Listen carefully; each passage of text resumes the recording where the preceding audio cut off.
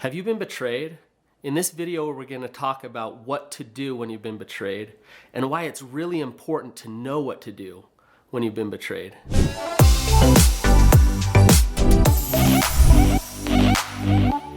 So in this video, we're going to talk about some common feelings that you might have when you feel betrayed. Also, some really common reactions and responses that most people want to do but really aren't helpful. And we're also going to talk about ways that you can start to overcome those feelings of betrayal and feel a lot better. Then I'm going to teach you the strategy that's going to make all the difference to help you actually start to work through that betrayal and not stay stuck in it. First, I want to say getting betrayed sucks. There's nothing worse. And it causes so many feelings. And for everybody, the feelings are a little bit different. Some people feel a deep sense of sadness, while other people might experience some pretty strong anger or fear or resentment. A lot of people will turn it on themselves and feel a sense of shame. Why couldn't they be more? Why couldn't they have done more so that they didn't get betrayed? All of those feelings are normal. And if you're feeling any of those things, don't judge yourself for it. Just let yourself feel it. It's okay that you're feeling those things. One thing that you probably are feeling is pain. And we naturally don't want to feel pain. So what we do is we try to control our surroundings so that we don't experience pain. It's the natural thing to do. We have fear that says you're gonna feel pain, so control your situation. And what happens after betrayal, a very common thing that happens, is that you get into the cycle of fear and control. You're living in fear, you're worried that it's gonna happen again, you're worried that you're gonna get hurt again, so you start to control. You try to control your partner, you try to control yourself so that your partner wants you, and as you do that, it actually causes more despair. It causes more pain. There's 5 common ways that somebody will often handle their feelings of betrayal. And I call them the 5 H's. The first H is hating. It's normal to feel anger when you've been betrayed. So a response to betrayal is to actually attack and get aggressive and mean with the person who's hurt you. And as much as that might feel good, it doesn't help you move forward through that betrayal, and you don't want to get stuck in that anger. I've worked with a lot of people, and for some reason, throwing peanut M&Ms at their head or something like that makes them feel good in that moment, but then they feel worse afterwards. I worked with a woman who took her husband's clothes and cut them all up with scissors and dumped them on the curb. She felt empowered while she was cutting them up, put them on the curb, and went in the house and cried. And didn't feel better. So hating is one thing that we want to do, but it's really not helpful. The next H is hugging. Now, what I mean by this is when you've been betrayed, you have feelings of fear that you're gonna get abandoned or rejected. And so you try to deal with those feelings of fear by getting nice, by hugging your partner. And what I mean by that is you might have more sex with them. You might keep the house cleaner, lose some weight so that they want you, be extra nice and extra kind. It seems like such a good thing that you're being nice, but you're doing that out of fear and control. You're trying to control your situation. And in the end, as nice as you are, as much sex as you give them, you're gonna realize you can't control whether they're gonna betray you or not again. The next H is hopelessness. Now, it's totally normal to feel depressed and sad when something bad has happened to you. But staying stuck in that hopelessness and feeling like things can never change is a way for you not to deal with the reality of the pain that's happened in your life. And it's okay that you feel hopeless. It's okay that you feel sad. But using that as a mechanism not to face the pain will not help you move forward. The next H is hovering.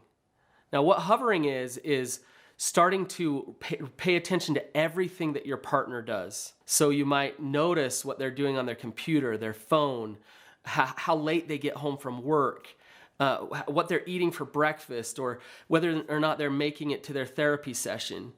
And the reason why you're hovering over them is because you're afraid that they're gonna hurt you again. As you hover, the more you try to control them and get them to do what you want them to do so that you feel safer, the more you're gonna realize that you're not in control of them, and you're gonna feel more crazy. The next H is hiding. And what hiding is putting a smile on your face and pretending like it didn't happen. It's not letting anyone else know that it happened either. You're trying to just avoid the painful reality by putting your head in the sand and just avoiding it by hiding from it. Now, you can see why that's not healthy. It doesn't help you move beyond that betrayal or work through that betrayal. You'll stay stuck in those feelings of betrayal. It's common for somebody to use several of these to cope with betrayal. And the tricky part is it's the natural thing to do. You feel hurt. The relationship has now turned into more of a liability than an asset for you to feel safe. So you're trying to control that relationship so that you can continue to have that safety. One thing that's real though is that the more you try to control, the less likely you're going to have actual real safety and trust in your relationship. Now here's the trick, is the natural reaction is to try to control them and try to control your situation so that you can have that safety. The thing that's actually helpful is to let go some and focus on what is actually in your control, which is your own self-care, your own self-compassion, your own boundaries, and your own ability to take care of you and trust that you can protect yourself if you need to. So healthy boundaries, getting yourself a good support system, practicing healthy coping skills for difficult things, and knowing that your partner, they can continue to choose to betray you. But whether they do or not, you're going to be okay. You're going to be able to get the support that you need, deal with the emotions that come, and move forward in your life regardless of them. They'll either choose into your relationship and choose into being a trustworthy person who can actually build safety with you, or they won't. And if they don't, you can be okay. I have a person that I've worked with for a long time. I'll call her Suzy. When I first met Suzy, she was a hugger. She would hug like crazy. And her husband really was a jerk. And as much as he was a jerk, she tried to be nicer and kinder, take care of everything. She did all the parenting and took care of everything for the kids. She gave him sex. She put hot meals on the table. She even worked a full-time job to alleviate some of the stress from him. After a while, what she found was massive amounts of resentment and feeling used by her husband. She didn't feel better and she didn't feel safer. So what she did was she realized, okay, I'm gonna actually get real with myself. What are my truths?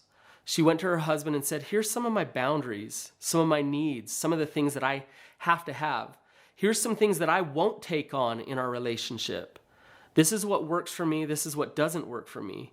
She joined a therapy group and she got women around her who were going through similar things. And they got support and helped each other work through those hard things.